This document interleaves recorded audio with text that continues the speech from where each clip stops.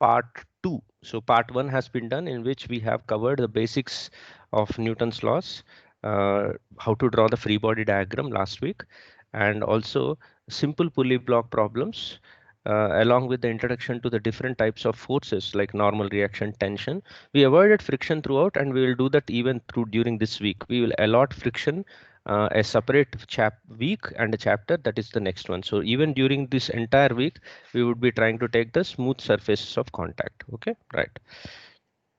So this week's topic is even more interesting than the last week, and you would love it. In case you are new students, you would be very, very curious to understand this. And so it's called constrained motion. Very posh looking name. I'll explain the meaning of this English word. Don't worry about it. Okay, so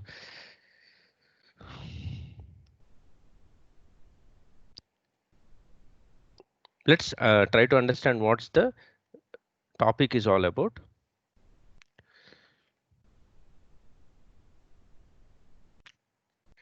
So constrained motion, constrained, the word means restricted or conditioned. Okay, so it's related to each other. So it's not free. Not, if you want to use a simple word, not free is the simple word. For example, on the picture that you could see a pulley block system, the motion of 5 kg that you have would definitely somehow get interrelated to the motion of 8 kg. It's not like 5 can do whatever it wants as 8 can do whatever it wants. That doesn't happen, right? So there is a relation between them, and that relation is conditioned or a restricted relation between 5 kg and 8 kg.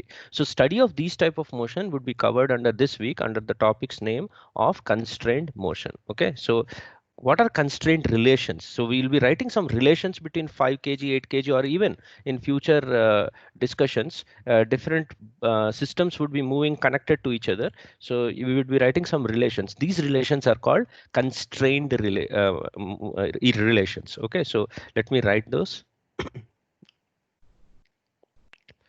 So we'll be studying something like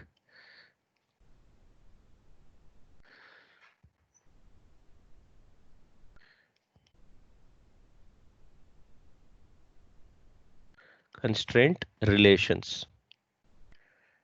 Okay, so what are these? These are kinematics relations. So you should understand they relate kinematics variables. Dynamics means those force and momentum and all those are dynamics relations. So kinematics relations are velocity, position, acceleration, etc. Of motion,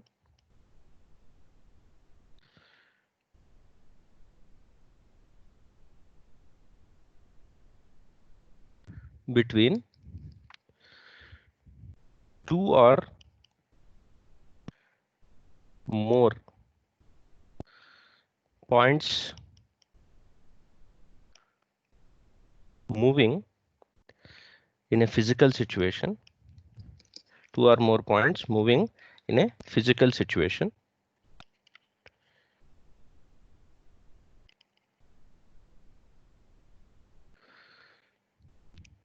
Restricted in movement, this is an important word. Restricted in movement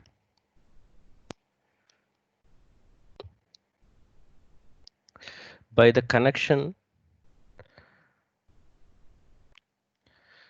by their connection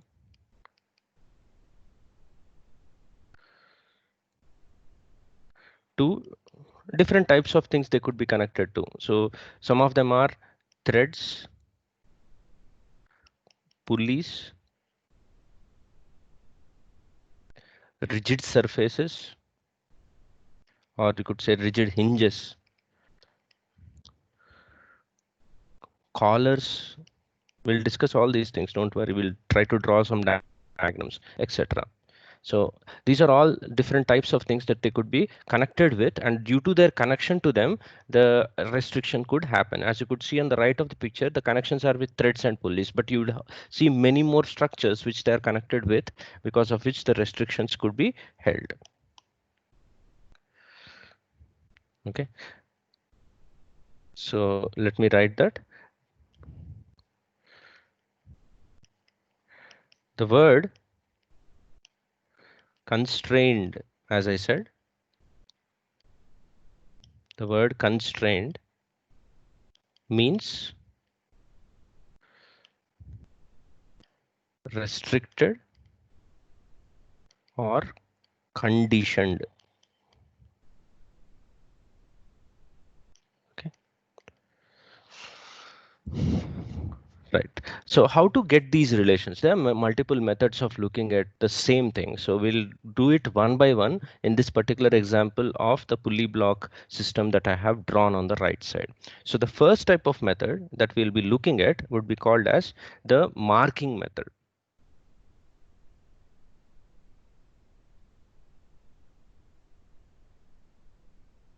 So we are going to solve for the right side, right? So this is called marking method. And whatever names I'm going to give, these are all unofficial names just for our communication. So just try to understand that.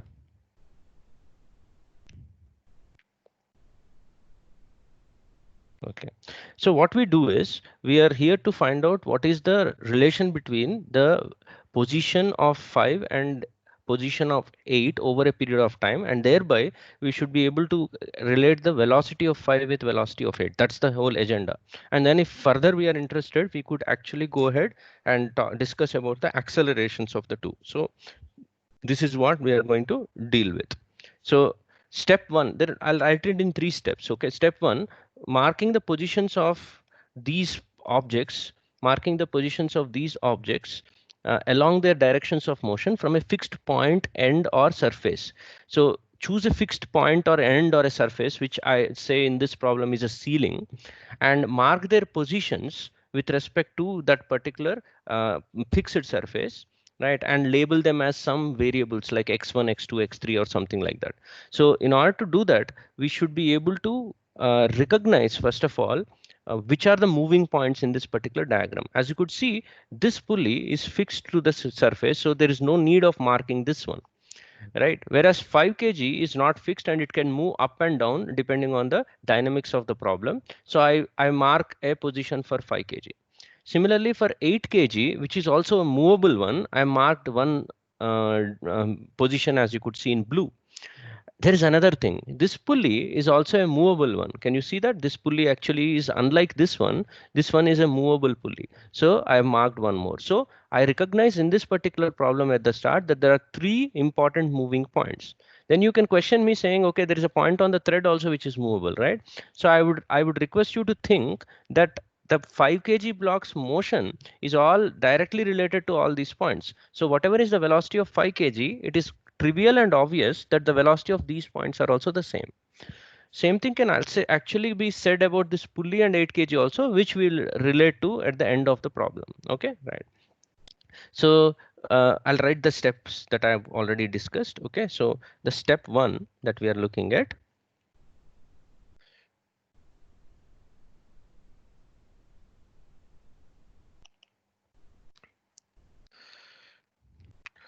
mark the positions, mark the positions of the moving objects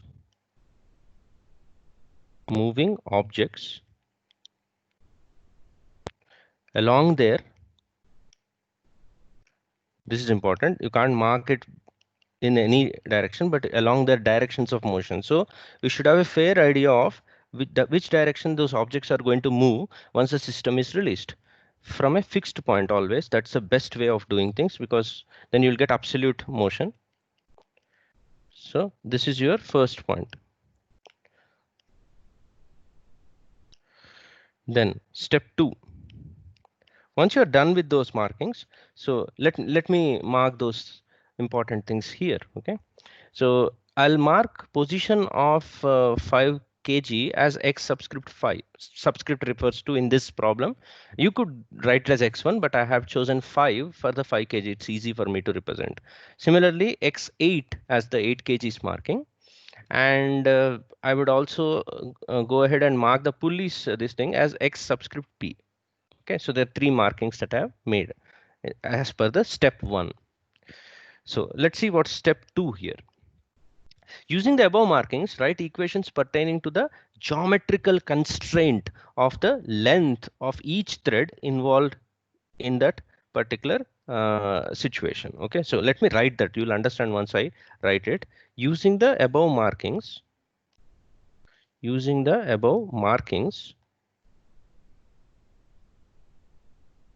write equations pertaining to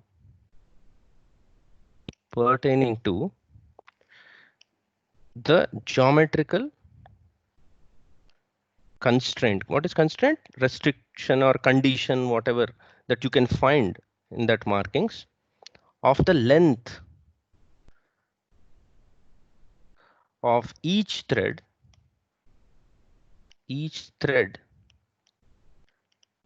involved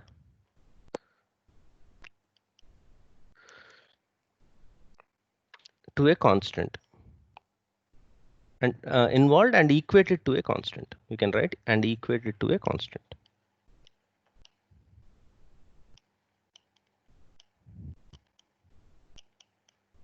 Okay, so that's the idea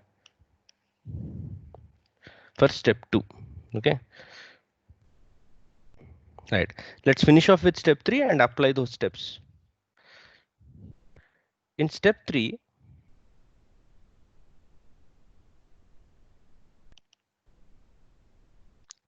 differentiate each equation. So we'll get x5, x8 and xp's relations that we saw in this particular diagram, and we'll be able to write them equal to some constant or something, right? Then you differentiate those equations with respect to time to obtain the velocity relations. Okay, so that's our final step. Because this is our first problem, we're writing the steps, so we'll just be applying in the future problems as we move along. So differentiate each equation with respect to time so as to obtain relations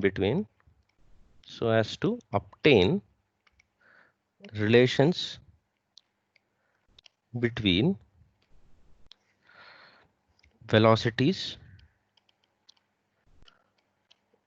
of the moving objects.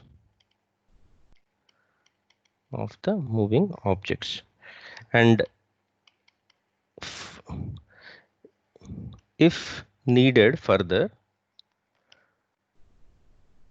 we may get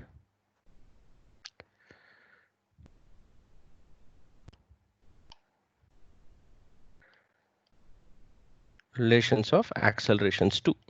That means you need to do further differentiation. Okay, so that's the idea for step 3. Okay, so let's try to now write those steps. So can you carefully observe that there is a 5 kgs marking marked from here. So I would say marking for this 5 kg is equivalent to saying the length of this thread. Okay, so this thread. Yeah, you might be wondering what happened to this extra length. I think those things, if you remember step 3, we are going to have a differentiation step, right? So in the differentiation step, any constants if written would anyway vanish. So these are all fixed lengths. So I don't mind taking out this particular part. So if I want to write, listen carefully to this. There is a thread here. You could see the thread in yellow that goes around like this and keeps going around, and then again reach this particular position. So my first equation relates to length of this thread equal to a constant. So while writing that length, what I would say is that length involves this length plus this length plus this length. Okay, right? For this length, I would say it's x5. Yeah, I keep saying that because this extra part anyway is not going to affect my differentiation step. So my equation for the sum of these lengths equal to 0 would be x5 plus this one is xp. I would say this one is xp. Please digest that because this extra length is not going to matter. So this length I would say is equal to this length in my constraint relation, which is xp. Okay, right. So how many x5s were there according to my discussion? 1 x5. How many xp's are there? 2 xp's are there. So that is what I would write. Okay, so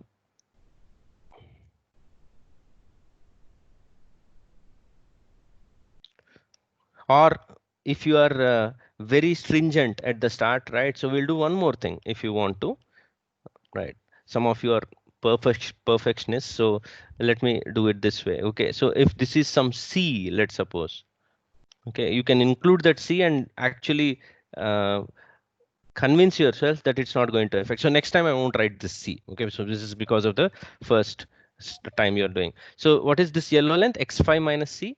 What is this one? XP minus C. And what is this one? XP. So that's what I'm going to write. The equation for the first thread.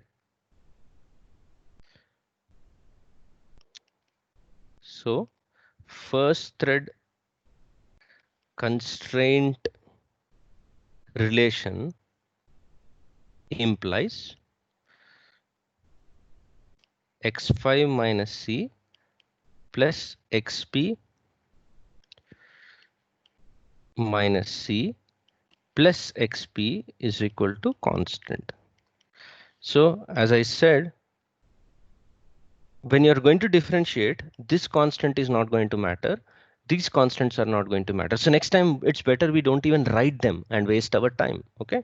So the step involves differentiating both sides with respect to time, as our third step requested us to do that. So dx5 by dt, I'll write it as v5. Okay. So v5 plus 2vp is equal to 0. This is my first relation. Okay, right. Similarly, there is another constant that I can write. Can you see this length is same? That's going to remain constant over a period of time. So which is x8 minus xp. Okay, so that means that I learn a lesson next time. If a pulley is directly connected to a block with only single thread, I'll not waste two variables on this particular problem. So if I want to develop the velocity of pulley, it would be the velocity of 8 itself. So I won't waste two variables on that. That's another lesson that I learned from this particular initial problem. Initially, I am being very lenient. Okay, so as I move forward, I become smarter and smarter, and I'll see these kind of things can be avoided to save our time. Okay, so for this particular moment, I'll write one more constraint relation between these two, which is nothing but simple x8 minus xp, which is this length, is equal to another constant. So that's our second thread or second strut. Okay, so the strut equations. What is a strut? Strut is the rod or something that is connecting a block to a pulley. It won't be a thread actually. I told you last week. Okay, so the strut constraint relation will imply, as I said, xp minus x8 is equal to a constant. Again, differentiating, vp should be equal to v8. Okay, so what I mean to say is these two you should have combined directly. These two you should have combined directly and written it as only one equation directly. Okay, so this would be, you just substitute v5 plus 2 times of v8 is equal to 0.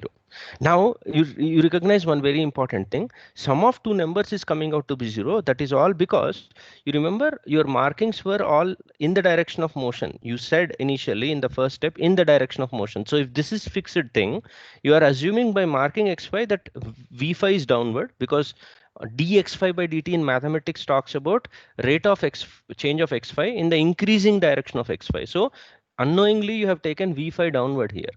Even v8 also downward, which physically is not correct, right? Because both of them can't move downward, everything will break. So if one moves down, you have a common sense that other should move up. Okay, and that's what this constraint relation is trying to tell you. That means here one of the assumed directions is wrong and it should be corrected, and we don't correct it here.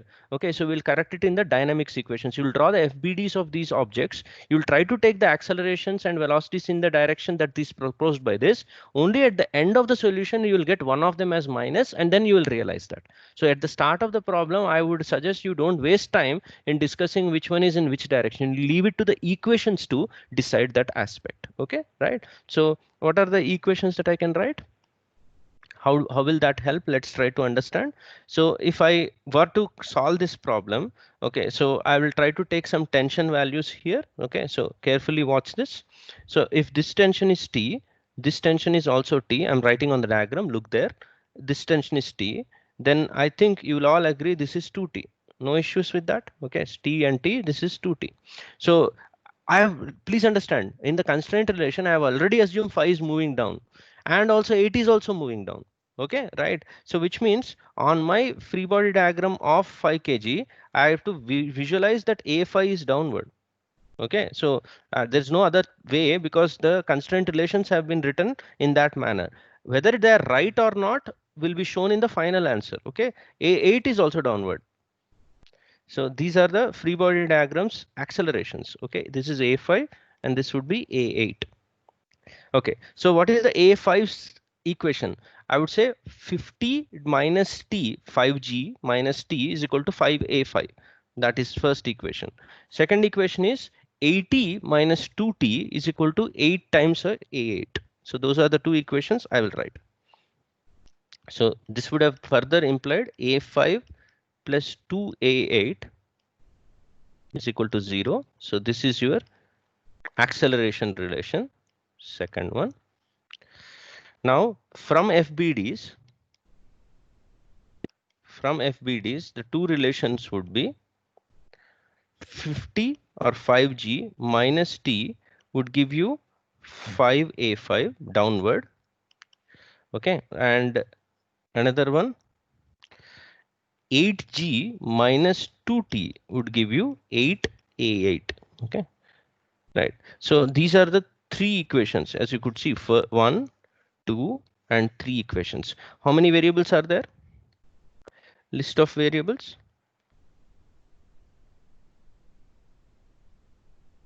List of variables.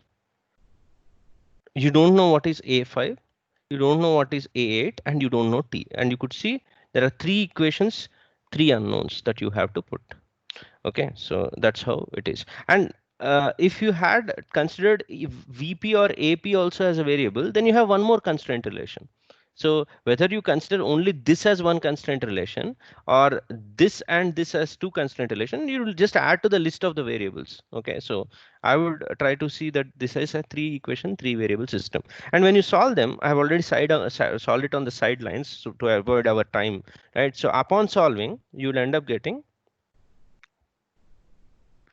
So let me give you the answer to give you perspective of how things pan out. So the value of A8 after solving, right, you can check it later, comes out to be something like minus 5/7 meter per second square. And the value of A5 in this problem would come out to be plus 10/7 meter per second square. So it is suggesting that the 5 kg is actually moving down and 8 kg is actually moving up, because in the starting of the question you have taken both as downward, and this is coming positive, which means your assumed direction is correct, and this is coming negative. That means as this moves down, this actually moves up, which is interesting because you might think, okay, at the start that, okay, this is a lighter object, so it should go up. But please understand that's the whole idea of having pulleys. You can actually lift an otherwise heavier object using these kind of connections of double tie. So you could see there is a 2T here, right? So 2T dominates 8 kg in such a way that it actually lifts it up as compared to the T, which cannot dominate 5 kg. That's the beauty of connecting things in pulleys. Okay, so it's 5 kg, which is good enough to lift an 8 kg, which is an interesting way of saying things. Okay, so we learned a lot, and we have introduced ourselves to the concept of writing the equations using marking method. This is like you mark. This is a pretty lengthy method actually, introduced to students who are beginning in this particular topic. Okay, so we'll try to see some more shorter ways of solving the same problem. We can't spend so much time on one problem in an actual exam. Okay, so let's move on to see a method 2 of solving the same problem. Okay, so this actually has been introduced in part to you in the last week, and I didn't name the method, right? So we did that in the Springs part. Okay, so last class we have done that on Friday. So let me name that method for the sake of our classroom. It's called loose thread method. Again, an unofficial name that we would be using to communicate amongst ourselves. Okay, so loose thread method. Useful mainly when a movable pulley has a thread with one of its end fixed. Okay, so you could see this is a movable pulley. These are the two sides of the pulley with threads. This thread is movable, whereas this thread is connected to a fixed end. This kind of situation always you will be having this method very useful and reduce the length of your solution. You could see last method we had entire page filled up. Okay, so let's try to be much smarter here. Okay, so again, because this is the first time we are writing this, so we'll write in steps so that we can recognize them. Right, so this is useful mainly when a movable pulley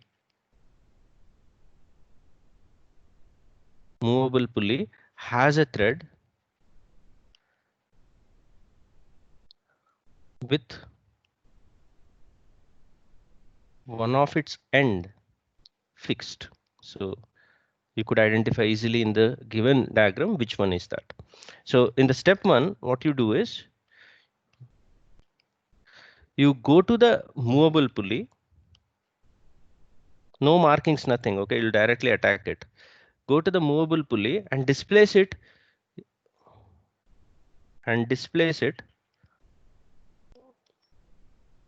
all of this in your thoughts. Okay, so you're just imagining that you're displacing it just to get the constraint relation in your thoughts, such that the pulley around it becomes loose by an amount related to the displacement of the pulley. Okay, so such that the pulley around it gets loose, or sorry, such that the thread around it, I should say. Okay, not pulley around it, thread is around the pulley. So thread around it gets loose by an amount related to displacement of pulley. Related to displacement of pulley.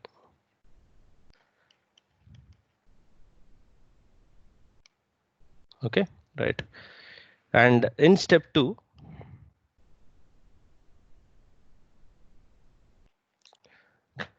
analyze how this looseness can get released onto the fixed end side of the thread wrapped around the pulley. I'll explain what I meant. Okay, don't worry, I'll explain.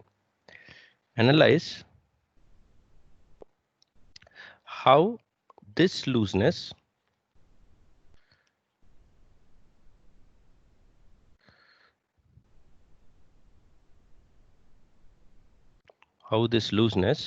gets released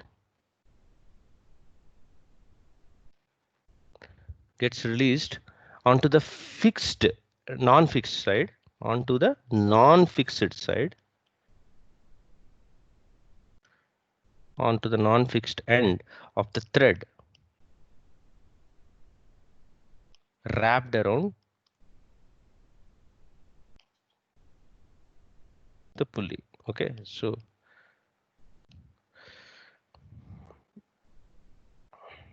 right. So what he's trying to tell you is that imagine in this particular problem, listen carefully to this. Uh, this is the movable pulley. Okay, right. So imagine in your mind that you have to displace the pulley. There are only two displacements possible. One is down and one is up. There's no point displacing left or right because all of the motion is going to happen in the vertical direction. Okay, so that's one simple trivial thing that you need to understand. So if I displace it down, the thread will not get loose. So try to think, if you in your thoughts you're holding this 8 kg and this strut and everything together and just lifting this one up off, then this entire thread will become loose. Okay, now think like this. If I displace the pulley up by a distance x, okay, and mark it somewhere here. Okay, so just I'll try to draw it in a dotted line. Okay, so just look at this. Imagine this is an exaggerated imagination that I am having. Okay, so can you see the pulley circle has come here? Okay, right. So if that pulley has been displaced up by a distance x like that, right, I mark this as x, let's suppose, in my mind. Okay, so how much is the looseness that has been developed? Can you see this pulley goes up? This part is loose and this part, I know even an arc is loose, but we all agreed last week that these arc lengths are negligible because the pulleys are considered to be very small and ideal. Okay, so how much total looseness is created? 2x. Okay, in actuality, this looseness won't be created. Always there is a perfect content maintained. So this looseness of 2x, in step 2, what he says is analyze how this looseness gets released onto the non-fixed end of the thread wrapped around the. What is a non-fixed end? This is the non-fixed end. So entire 2x will be released onto this side because it can't get released this side, right? If this x gets released to here, it will become slack like this. That is not allowed. So the entire 2x goes onto this side, which means if this moves up by x, then 5 should go down by 2x. So that's the analysis we'll try to make. Okay, so let me mark that x in a particular direction. I am assuming x moves up, gives rise to a looseness of 2x, and then we realize using common sense that this has to go down by a length of 2x. That's the beauty of loose thread method. Okay, so which means if this one has a displacement of dx in the upward direction, if 8 kg has a displacement of dx in the upward direction, then 5 kg will have a displacement of 2 dx in the downward direction. Divide your thoughts by dt, then you will have, if velocity of 8 kg is v upward, then the velocity of 5 kg is 2v downward. You got the direct relation that we ended up getting after a long lengthy method in case of a marking method in the previous problem. Okay, so that's how we can quickly understand, and you differentiate it one more time, you realize you can directly mark on the diagram itself. So look at this, I'm doing that. If the acceleration of this in the upward direction for my FBD is a, then on the side of this you can immediately mark that the acceleration, I'm losing out the space here, so I'll mark on this side. So the acceleration of this thing should be marked immediately as 2a. So you have solved one equation already. You have these two interrelated, conditioned, restricted between each other. So if this is a, you cannot have any other independent variable here. It's a dependent value of 2a, and that's what loose thread method has helped you solve very quickly. Okay, and then immediate next step is writing the free body diagrams and writing the equations and solving them. That's the whole idea. Okay, listen carefully to this. Even though it is loose thread method, in the final answer 8 kg need not move up. If a comes out to be in solving a negative value, just take it. Okay, right, always you want, even if this was 80 kg, listen carefully to this, if 8 kg was replaced with 80 kg, in actuality 80 may go down actually. But at the start of loose thread method, you'll always in your thoughts think it is moved up and then looseness is created and then it will go down. Right. If eight has been moved down, then visualization of this looseness is very difficult. Maybe I have to invent something called as tight thread method, which is not going to help you in visualizing stuff. Okay, so that's why we call this as a loose thread method, a very loose name, as I would say. Okay, so that's the whole idea of loose thread method. Okay, so immediately, how do you solve this equations? Again, very quickly, 5 is moving down according to my diagram, as you could see. So 50 minus t is equal to 5 into 2al, right? Okay, and 8 is moving up according to me. So 2t minus 80 should be equal to 8 times a. Okay, so immediately multiply the top equation into 2 and add the 2 to eliminate tension, and you would get the previous answers that you got. And you could see it's much shorter way of dealing with things. But the limitation to this method is you have to find these kind of pulleys. You could see in step 1, right? You have this kind of stuff, then it will be useful. Okay, let's go to therefore method 3, which is even more superior than both method 1 and 2.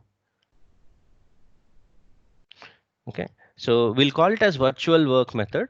Right? Even though work energy has not been done, but I think you have you know the basic definition of what is work done by a force. So we'll be utilizing that lower class definition to introduce ourselves to a new way of solving. This is much faster than any of the two methods, uh, and why I wrote basics is because virtual work method itself is a huge topic which you will study in engineering, especially if some of you join mechanical engineering and civil engineering, this would be a one very big course actually. So we're not going to go into deep aspects of that. We'll only pick some initial parts of that method to which will suit our JE syllabus. Okay, so we'll try to do that.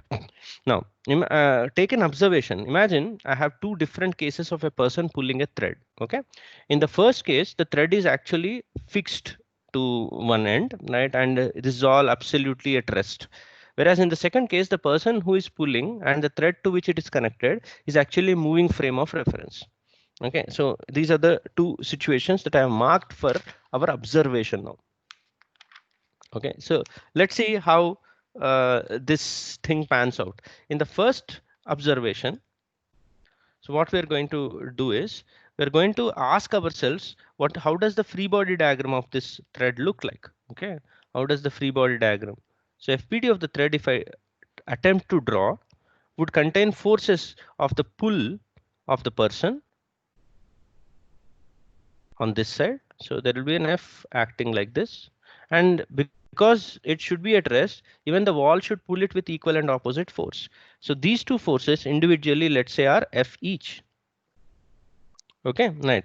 And what is the displacement of these points? This point displacement would be 0 because everything is at rest, and even this point's displacement is equal to 0.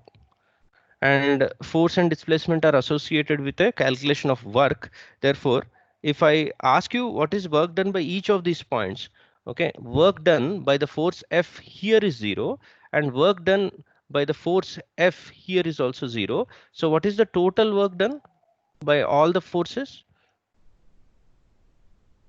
That is also equal to 0. This is very trivial.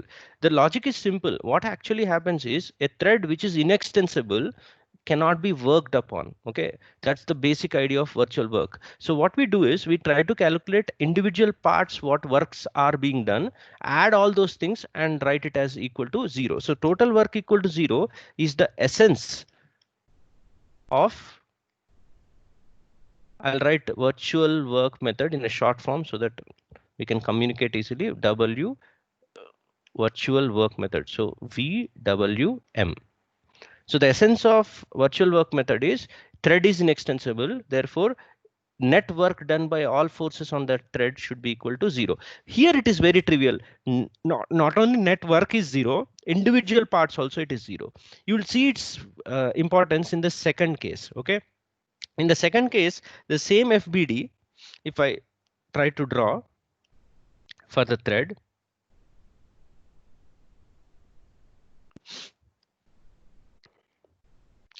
but with respect to a ground observer. Okay, so let me draw a ground observer here. Here is a ground observer. Call him 1. And say that we are writing FBD with respect to the ground observer 1. Okay. What will he say? He would be putting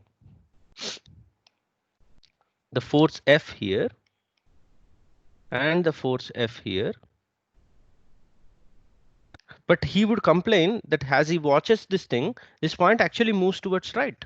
Okay, this point actually moves towards right. Imagine he watches it for dt seconds, then he would say this point moves forward with value of v dt displacement. Can you see this? I have written the displacement as seen by this guy towards right because the entire system and even this point he watches it moves toward right. Then he also says the other end also moves because thread is inextensible. Both ends should move with the same displacements. Okay, so this also moves forward with a value of vdt.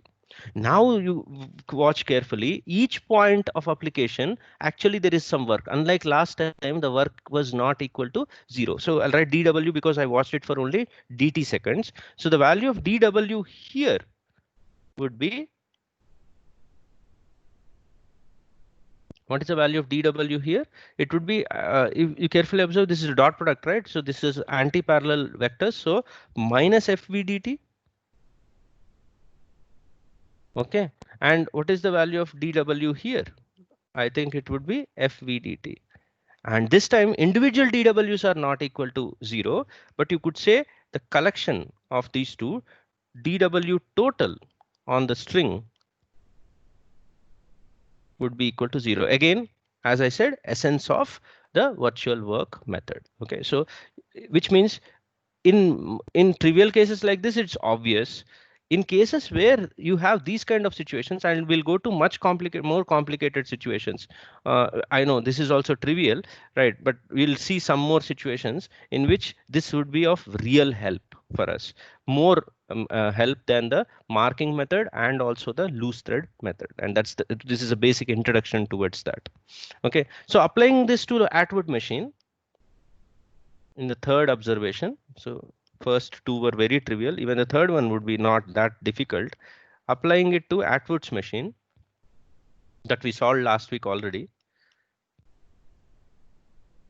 Let's try to use VWM for this.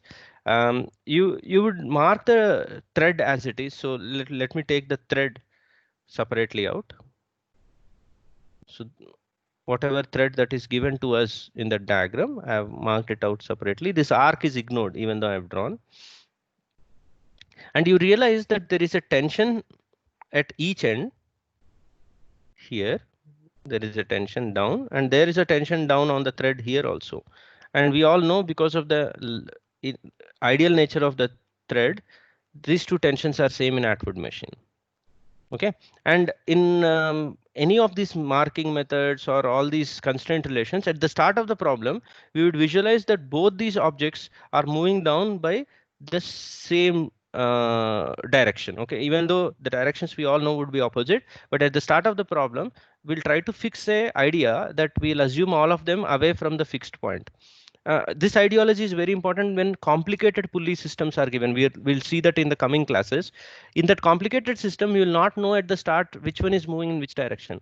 So you should not waste time at the start of the problem trying to assume which direction is correct, which direction is wrong. You'll leave that to the constraint relation to tell you at the end of the solution. So we'll start off with that ideology even here. I know this would look silly, but we'll assume both of them are moving in the downward direction. So this time it's a displacement, right, that I'm talking about, because work is going to be written as force multiplied by displacement and not position. So I have to write a delta x this time, unlike the marking method. Okay, so I'll try to use the same labels as the masses, and I'll write this. I'm assuming is moving by delta x1 downward, and this is delta x2 during delta t seconds.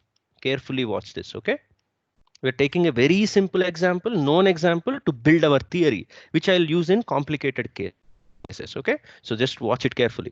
So during delta t seconds, I'm assuming that this went down by delta x1, this went down by delta x2 in my imagination. Okay, which means these points of the thread also did the same. Okay, so I would say this point went down, this point went down, and this also went down. These are my displacements in the threads diagram of delta x1 and delta x2.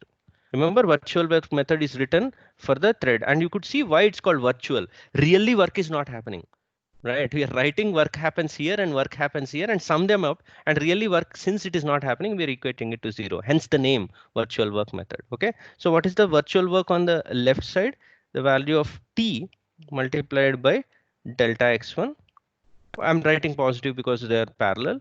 And the second one is also t times of delta x2. This both should be equated to 0. That's your VWM equation. Okay, right. And then you divide it with delta t. That's your second step. And the third step is taking limit of the delta t tending to 0. Okay, so 3 steps I have written in one step, but when you're writing them in classwork, write each step separately. First is the work step, second is division step, third one is the limit, and limit completes it into a differentiation. Okay, so t into dx1 by dt. I think that's your first principles of differentiation. T into dx2 by dt is equal to 0. Since tension is not 0 because thread is tight, you can cancel off the tension on both sides. And here it goes. You have the constraint relation of V1 plus V2 equal to 0, which we all know, right? And summation is 0 because actually speaking, one will go down and other will go up. Or even you could go ahead and write a1 plus a2 is equal to 0. So I took a very known example so as to give you the steps of how virtual work method will also function in a complicated pulley block system. Okay, so this works only when thread is start. Okay, right. That means t should tend to 0, but t should be greater than 0. So t may, this is it may, but if it is greater than 0, it's well and good. But even when it is about to go to 0, then also it will work, but it should be strictly greater than 0. That's the idea. Otherwise, its cancellation is not possible. You could see the limit idea, right? So this cancellation is not possible.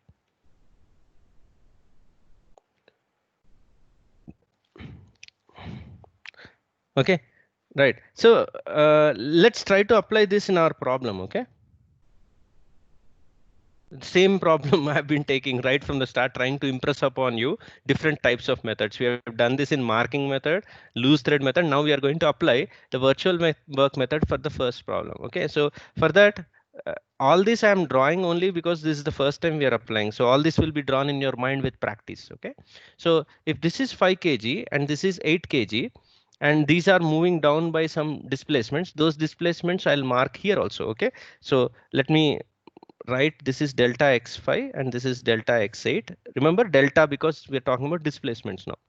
And what are the tensions on the thread? Tension here is T, and I think here it will be 2T. Can you carefully observe?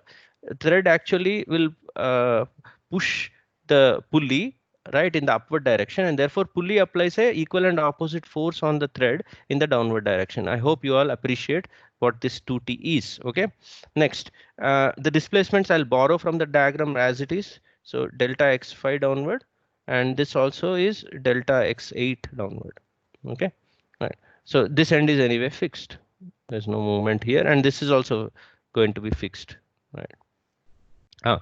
So the thing is now virtual work method works on this. So can I say t into delta x5 plus 2t into delta x8 should be equal to 0. So that's our steps. T into delta x5 plus 2t.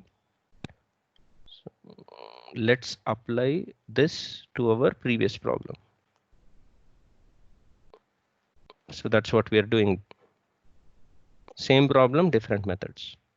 And upon applying, you end up getting 2t into delta x8 equal to 0. So what were the steps?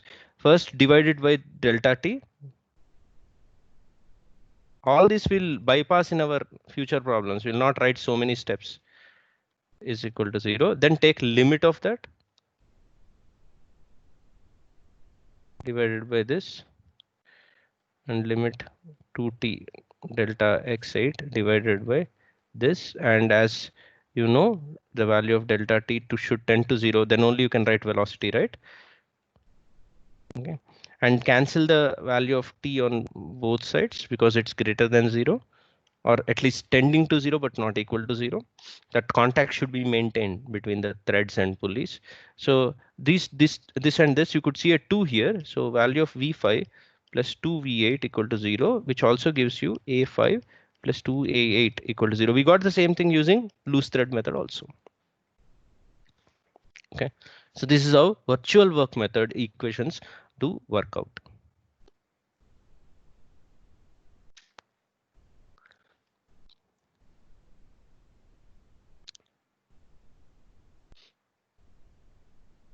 Okay. And very important note that you have to maintain, because this is a work equation, is that work done when you're writing this, you choose an observer. You remember last time you choose an observer in the previous problem also like this. So whether you are writing virtual work equation using a ground frame observer like this, or maybe someone actually could choose, and we will solve problems also like that, where someone could choose an observer with the moving frame also. So then the work values individually would be dependent on that frame observation. Okay, so we need to remember that work done is a frame dependent quantity, So please be careful, because why frame dependent? It's not because of the force. Remember, contact forces are frame independent. The tension would be same. It's this delta x phi that is frame dependent because of the displacement part in the definition of work done. Okay, because of displacement being frame dependent. Okay, so that's the idea. This note you have to keep in mind always when you are using VWM method. First of all, choose your observer. Okay, so maybe in this problem I chose my observer as the ground observer here.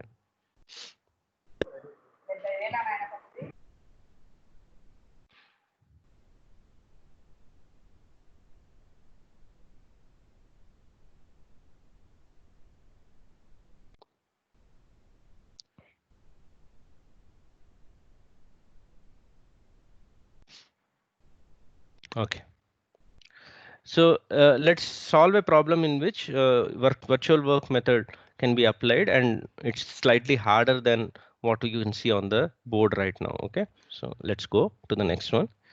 So this is a famous question that you can actually solve it in multiple methods. So we'll try to apply all the possible methods that we have seen. Okay, so we'll start with virtual work method because that's a new method right now that we have at our disposal. Okay, so this angle, let's say, is given as theta, and this also has been given as theta. Right.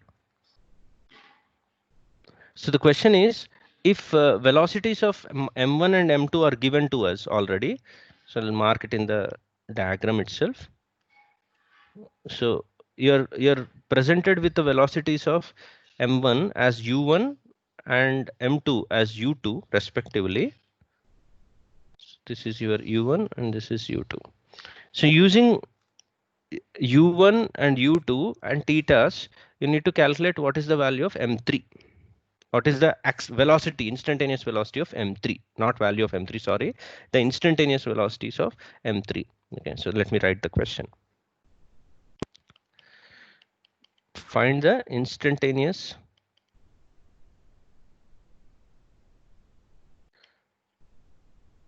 velocity of m3 is the question.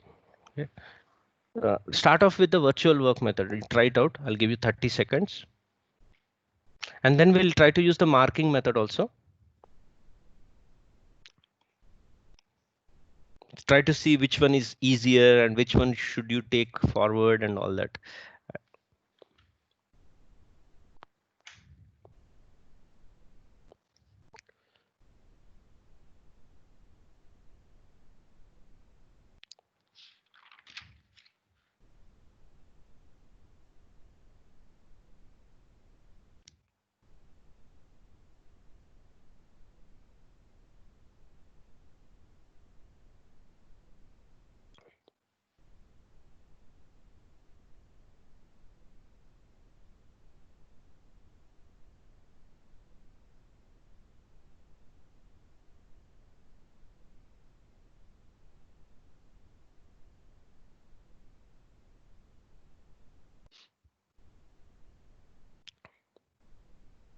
Okay, so we realize one very important thing. Every time drawing the thread in your mind is difficult, right? So can I think like this?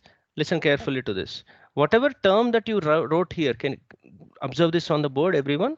So whatever term you wrote here, t into delta x phi by delta t. Yes, virtual work has to be written for thread, but I'll use a shortcut in my mind with practice. So what I'll say is this t into delta x phi is also work done on the block also, right? So can you see, instead of having the thread taken every time in our mind, I can take the blocks connected to thread because they're common points, right? So whatever work is done at this particular point on threads FBD, the same work would be done on the 5 kg on 5 kgs FBD, because you could see that the tensions would be equal and opposite and displacements are in the same direction. Only difference is for 5 kg, the T will be in the upward direction. Yes, there will be a minus sign, but that minus sign can be also associated with 8 kg.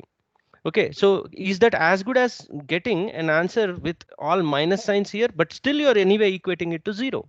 Okay, so I'll next time onwards not draw this and waste our time and directly look at what are the blocks connected or what are the connecting points to the thread. So this thread is connected to actually this 5 kg and this pulleys both sides. So I will try to write the virtual work on 5 and the pulley is equivalently to 8 because of the direct connection to that. Okay, so that's the advantage I'll take here. I'll not imagine the thread. Okay, so with that understanding, we can directly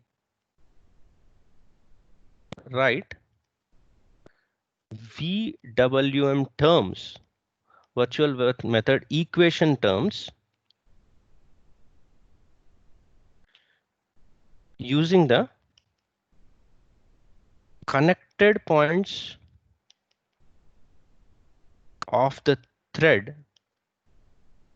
What are the connected points? It could be like blocks or pulleys or even few more things that we'll see as we move along instead of thread itself.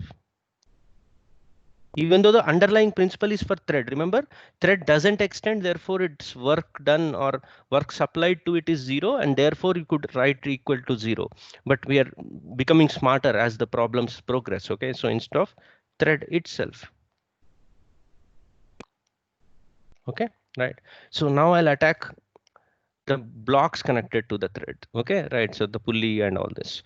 So on the thread, on the block, I should say, the tension is upward here, T.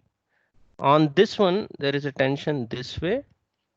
On this one, there is a tension this way. Wherever it connects to that particular object, I'll mark those tensions. So here I have a tension like this, right? Okay. So if the velocity of M3 is in the downward direction, and I'd say it's U3 like this. Now I'll write virtual work is combination of this. I'll directly bypass some steps. Okay, why should I boringly write all this? Can I say it's directly related to tension into velocity, which in future you'll also write as mechanical power. Okay, so this term is actually power. Okay, so right now we'll not name it. It doesn't matter. So can I say it's a product of T and velocity? Okay, right. So I can do that here. So if T and velocities are in same direction, I'll write positive numbers. If T and velocities are in opposite directions, I'll take dot product and then take a negative value. So some of these dot products should be equal to 0. That gives us answer in one step. Okay, right? So VW modified equation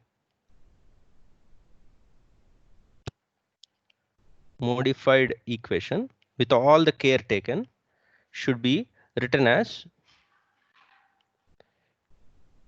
T into U1 with a positive number, right? Plus what should be the other one? T into U2. That also I see a positive number. Both are parallel to each other. The third one is more interesting. Can I say this is equivalent to a 2t cos theta acting in this direction? A 2t cos theta, and then you have a U3 in the downward direction. Okay, so this would be 2t cos theta multiplied by U3. But be careful, it's a dot product which is negative, therefore you have to equate that to 0. And one very important thing here, what are the steps that I forbid? Actually I should have written delta x1, delta x2, delta x3, then divided by delta t, and here also you'll end up getting delta x3 by delta t. Take an limit, remember, taken limit, and in that limit as delta t tends to 0, this cos theta is a constant when delta t tends to 0. So I'll write that on the side note because it's very important for our next method. Realize that cos theta can be considered constant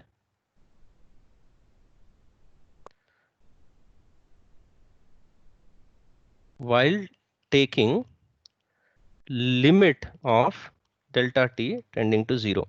A very important point, please note it down because I'll highlight this in the coming slides.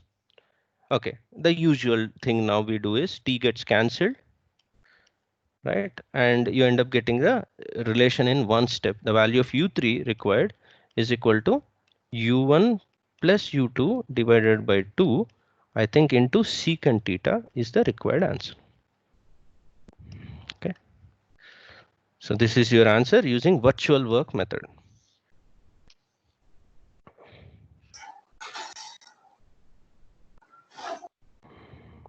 Okay, right.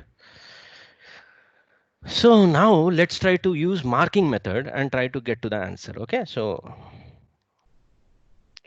now same problem using method 2, which is marking method.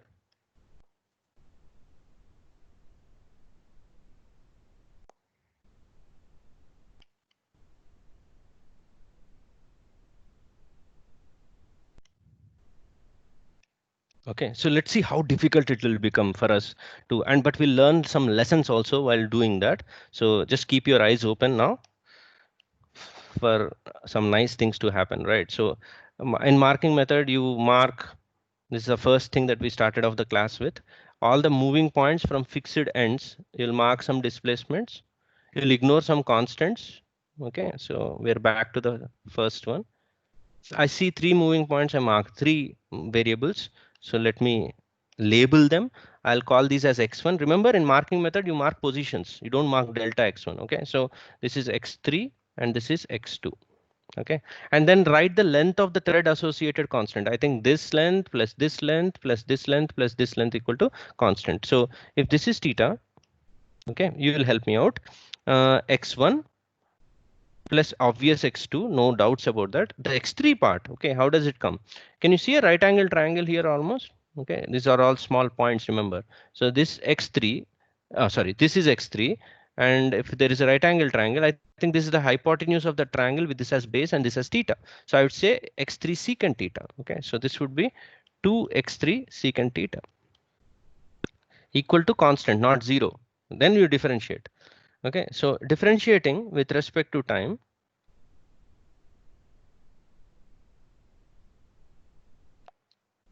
differentiating with respect to time.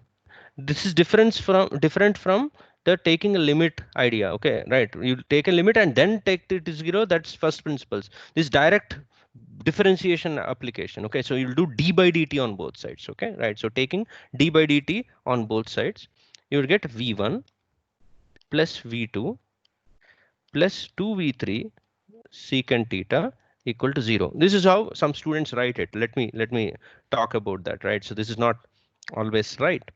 And you realize if this is something that student will write, okay, there's a danger, right? You could see actually I got a cos theta and in the final answer I got a secant theta. Here it's in reverse. Okay, if I daringly go ahead and write this, I would get a dangerous looking equation minus v1 plus v2 divided by 2 into, I would get a cos theta. Exact reverse. Can you see? I know v1, v2, u1, u2 all are same. So minus also was because in this I assumed the correct direction. Here I've taken all of them in the increasing direction of x1, right? So your v1 is downward, v2 is downward, v3 is downward. That's why minus. I'm not worried about all this. I think you can make out all this. It's the worrisome thing is the cos theta has come. Okay, so can you spot the mistake? Which is essential so that you don't make it again as you apply marking methods. The mistake that I think some of you would have spotted is not this equation. I think this equation is correct. So let me write step by step. This is perfect step, right? This is the wrong step. The reason, while you're differentiating, remember theta is not a constant. There is a difference between the way you apply limit, because in that limit application already there was a delta x3. Can you see? There was already a delta term that was there. Here, when you were writing u1, there was a delta x and then there is a delta x here and then a cos theta was there. Then you divided with delta t, not differentiated with dt. There's a difference between the two. Okay, so that's why you are allowed to take cos theta out to t out, because this is already a modified version of that equation. Okay, whereas here you have a raw equation in position. There it was not position, it was a displacement equation. Already delta was taken and then you did the delta t stuff. Here this is not a delta x equation, this is x equation. Then when you're differentiating, it's like taking delta of entire thing, then the secant theta would have its say. So this step is the wrong step. You cannot, you missed one more term here. Okay, so one term missing. And that term would be a very difficult term to look at. It a product of two functions, right? So x3 into secant theta, one term will be correct, v3 into secant theta. Other term would be 2x3 times of differentiation of secant theta, which would be what? Secant theta tan theta d theta by dt. So this is a wrong answer. What happens every time you use the marking method with angles involved, especially, and bypass this and forget this, okay, and then you'll exactly get a reverse answer of that. Some of the students I have seen actually use this as a fast method. Okay, what they do is they use the wrong method. Whatever trigonometric ratio they get here, they reverse it. It will work, and there is a reason why it will work. I want you to find out. Okay, right? But as a physics purist, this is not the correct way to teach. Okay, so the spot the mistake part is what I did. What is the correct way of applying marking method? And whenever angles are there, and if you insist marking method has to be used, then you have to choose a constant at this particular place. So let me write that constant. Look here, everyone. So what I'll do is I'll choose a constant. Can you see? I've chosen one distance which will not change with time. This is c, always c. This object goes down, angle theta changes, this length changes, but the gap between this fixed point, which is midpoint of the pulleys, and this pulley is not going to change. So I'll write this yellow thread in terms of x3 and c. When I write it in x3 and theta, I had two variables representing this length. That was the difficulty. So I'll try to use this as a single variable. X3 is required, so I'll not write first equation in terms of theta. Okay, so the correct method. Correct, but long. See, mental.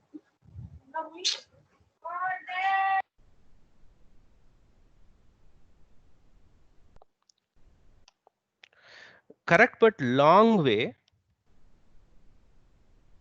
would be. And now I'm going to change the equation. So I would not argue with x1 is fine, x2 is fine, but the third step would be to recognize and write this with a single variable, which is this length as hypotenuse of a right angle triangle. Okay, so 2 times of square root of c square plus x3 square. That should be constant. Now differentiate in a proper manner. So d by dt on both sides, v1 plus v2 plus 2. What is square root of something's differentiation? 1 by 2 root of that. So 1 by 2 root of entire thing, c square plus x3 square. And you have to differentiate chain rule, right? You have to differentiate this entire thing inside. 2 dx3 divided by dt. So many 2's, okay, right? So I think two of them get cancelled. This should be equal to 0. With dx3 by d3, nothing but velocity, okay? And then after differentiation, so this is the step of differentiation. This is differentiation step. Okay, right? And then substitution step is this. Substitution step. Okay, now can you carefully observe this 2 stays outside, and I think I forgot an x3 also. It's not just 2, it's going to be 2 into x3 into dx3 by dt. Can you see x3 square, 2x3, x3, x3. So can you see x3 divided by root of xc square plus x3 square? So let me pull the triangle for you. x3 divided by root of, that means base divided by hypotenuse. I think that's a cos theta. You see there is a cos theta here. Okay, that's where I substitute. Okay, so differentiation first, then substitution would yield v1 plus v2, 2 as it is. I see a cos theta, and then a v3 is equal to 0, which is what I got in virtual work method. Okay, so the wrong thing mathematically that you were doing here is you were substituting it before differentiation. I think your maths teacher will also teach. If someone gives you, this is a very simple analogy, right? If I have f of x is equal to, let's say, x or a 3x function, let's suppose, what is f dash 0? What is f dash 0? I'll do two ways. The wrong way is, will you substitute first? Substitute 0 first. You substitute 0 here, then you will get 0 and then differentiate. Okay, so wrong way is to first substitute and then differentiate. Second step is differentiation. I think the correct way, you all agree and you have been taught, I think, is first you differentiate the function with variable and then you substitute the value. Okay, so that's what was the lacking part in the previous case. You already substituted the value of theta and then you're differentiating, which yields always wrong answer. So first step is always differentiation and second step is the substitution. What's the answer for this? I think you'll all agree answer is 3 and not 0. Okay, so that's the idea here. And that's how you correct it. But you could see correct way is a slightly long method. You have to write square roots and all that. Yeah, you could see I missed a, there is a chance of missing some terms and all. So maybe that's why students actually did do this wrong method and then reverse this answer and say that's the answer. Okay, so but I would recommend this method. This you could see is short, cute, and sweet. Okay, so this is very simple. That's the reason why I highlighted. So I would say whenever angles are there, please be careful, especially those angles. Just visualize as a video in your mind. This moves, this thing goes down. Can you see this will become more and more acute angle, right? So the angles are changing, please be careful, and you should be by now understanding why here it didn't change and why here I had to differentiate. That's the underlying principle that you need to understand. It's not just mugging up of the method. You need to understand why some things are working and why some things are not. Okay, right. So that's the idea. Loose thread method is very difficult to visualize. You can still use it, but when you move this one up, the amount of looseness created will be in terms of arc, angles, and all that. It's very easy when the angle is 0 degrees. Okay, so I would recommend you stay away from loose thread method until unless the angles are 0. Okay, so you can either use the marking method, wrong method, or whatever. Virtual work method is the best in such scenarios, according to me. Your wish, whatever you want to do. My job is to present all the ways of doing it. Okay, so but loose thread method try to avoid because the angles are difficult to visualize. Okay, let's move on to the next question. Yeah, so this is the problem we are going to do now. Try to apply all the things that we solved with. Okay, so this is a fixed pulley. Can you see right of the figure? This is a fixed pulley and this is movable pulley and this is also a movable pulley. There's only one thread, as you could see. It connects like this, goes around like this, and then connects it back to this pulley. Acceleration due to gravity at this place exists, otherwise the problem will not be interesting. So this is G in the downward direction. Okay, right. Someone is holding this system right now, okay, and releases it. Suddenly he releases this system. Okay, before you do anything, this 1 and 2 are ideal pulleys. Ideal means small, then smooth and light. Small, smooth, and light. No mass, no friction, and size is very small. That's what an ideal pulley in this chapter means. Whereas the third pulley, that is this one, is ideal in all respects but has a mass m. That means it's still smooth and it's still small. I know I have drawn it big so that I can fix and show it to you, but assume this size is very small. But only issue is that it has a mass. Okay, so that mass is m. So system when released, just after release, these are the 5 options I gave. You need to mark one or more than one correct answers. Okay, so try this one out. Capital T means tension in the thread. AA means acceleration of this first one. No, not the first one. Let me go ahead and mark. I forgot to mark a point. Sorry. Okay. So can you see in the picture? I'm marking a point, capital A, point on the thread. Okay, right. That point's acceleration I want.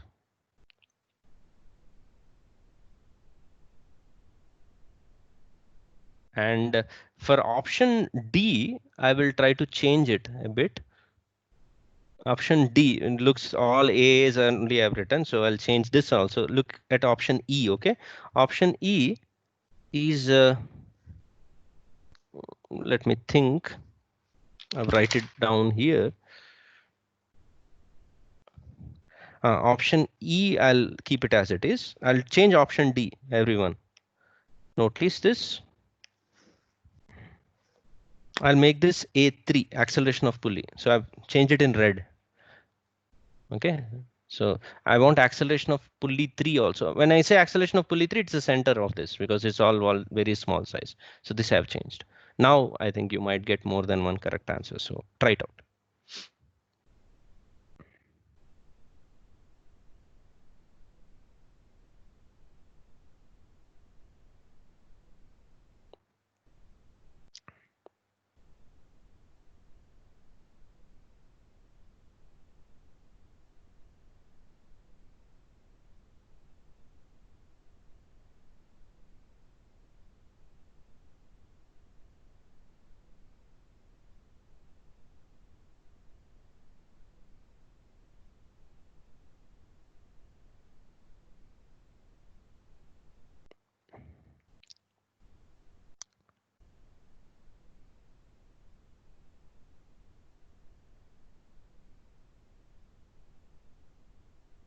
Okay, right. So what we'll do is, you remember one pulley constraint that I wrote last week during the 5th day, that is Friday's class, in which I used the loose thread method to get it. You can also now understand the pulley constraint when pulley's velocity and the two sides thread velocities are given, how are they related, using virtual work method. And I'll try to use it here in this particular problem. Okay, so let's first write the note and then we'll go to the solution. Okay. So if I have any pulley that's given to me, okay. So the pulley constraint can be obtained using the loose, sorry, not, we did it already using loose thread method last week. So we will try to use virtual work method. Okay, so let's say these are the two ends and pulley itself is moving with some velocity.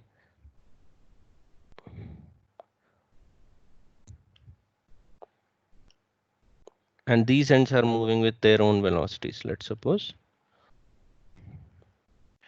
Let me mark those numbers. So if this is V1 bar and this is V2 bar and this is V pulley bar, VP bar, okay. Virtual work method suggests that here the tensions term or the work term would be T into V1 and this point would be T into V2, and then the arc of a thread will have a 2T backward, then you'll have 2T into VP with a minus sign. Sum of all these terms would be equal to 0. Okay, so minus 2T into VP plus T into V1 plus T into V1 is equal to 0. So you would have VP bar is equal to V1 bar plus V2 bar divided by 2.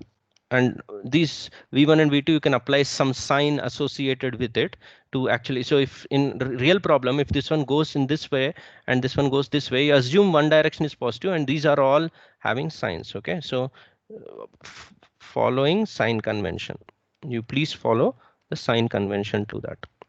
Can't just add the scalars there. Okay, so what I meant to abruptly stop you is this can be re-verified. We already did that last week. So we are re-verifying the same expression that we got using the present tool that we found called as virtual work method. We did that again. So for homework purpose, try to think, what if I have a pulley and thread and all these points moving in different directions? That means a two-dimensional stuff. I think you will be able to address this idea. Angles are given and all that. So if these are actually having some velocities in different directions, so let's say this is V pulley bar and this is it. and this is it. So how to write?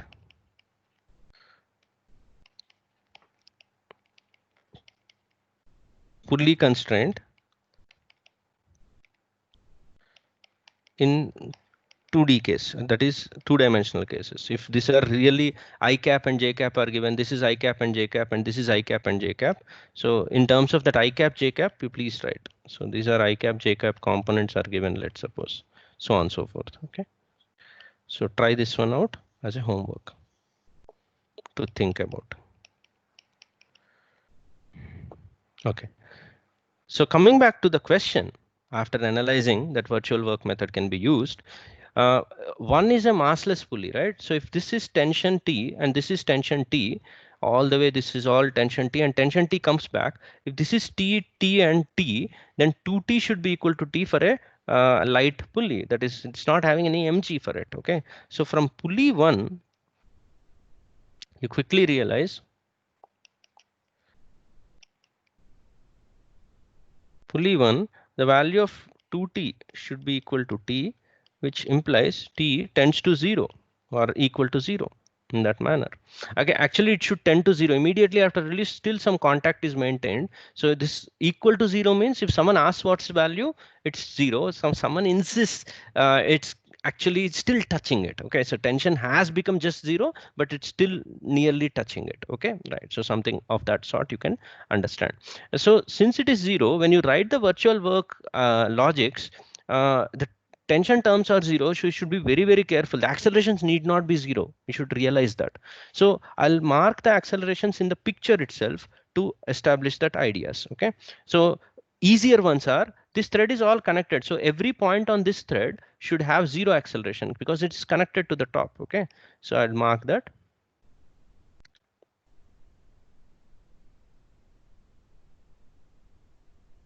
So this is 0 acceleration.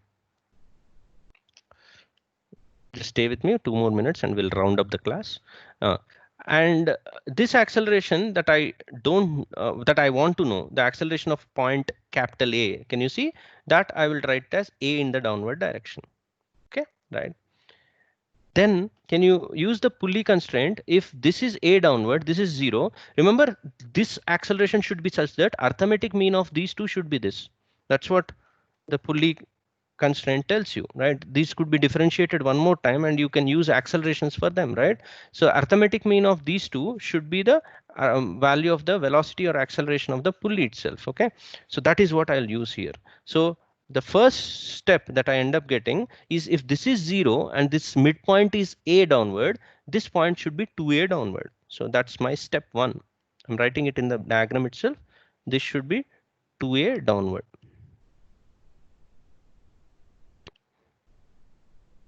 Okay.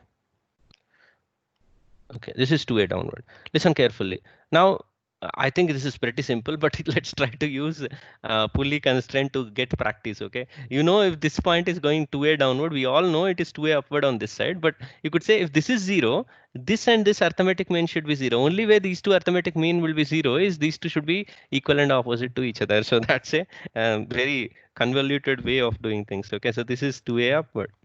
Okay, so what did we get finally here?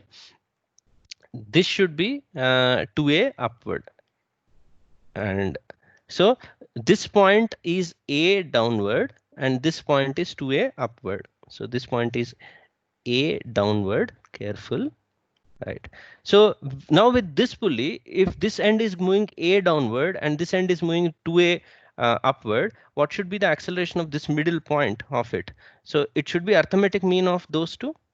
The arithmetic mean of these two is 2A minus A divided by 2 in the upward direction. So this would be A by 2 in the upward direction. Okay, right. Now FBD of the object with mass is the only one here, right? So FBD of 3 would have tension anyway is 0 on that, right? Because You already wrote tension is 0, so there's no tension. So only force is gravity in the downward direction. So mg in the downward direction, which is the force, should be equal to, because a by 2 you took upward, you have to realize it's a minus sign, minus m into a by 2. I wrote F equal to ma on this. F is mg, ma is this term, minus sign is because these two are in opposite. So your assumption direction of a is wrong, which means small a should be minus 2g. So how do you mark your answer? Acceleration of this point A, which you assumed is downward, is wrong. That means it's upward, and the value of it is 2g. So B is the correct answer. Okay, right. And therefore C and D are wrong. And tension is not mg by 2. Tension throughout is 0 actually because of this idea. And A3, where is 3? 3 is this one, right? So what is the value of A3? A3 is a by 2, which is g. Okay, and that's in the downward direction. So A3 is g. I don't have it here. That's it. So this is the only answer that is there. A3 is not 2g, A3 is g. Okay, so I'll just write it here. A3 comes out to be g in the downward direction. And that's obvious, right? An object which doesn't have any tension, it's freely falling, so it should fall downward. Okay, I was more intrigued about this one. So this is how you find accelerations in a tension equal to 0 situation. So that's where virtual work method and pulley constraints help us a lot. Okay, right. So in tomorrow's class, we will start using more and more complicated situations where virtual work method and other methods will come to our rescue, and that's what our agenda is going to be. Tomorrow's class will be more interesting. Our today's class is an investment in understanding a lot of theory, so a lot of things I wrote, and we tried to keep it very, very simple, assuming all you students are listening to this for the first time. But I want you to revise and read through the work that I have already given so that your tomorrow's class would be very smooth. Okay, so thanks for listening, and we'll meet tomorrow. Anything?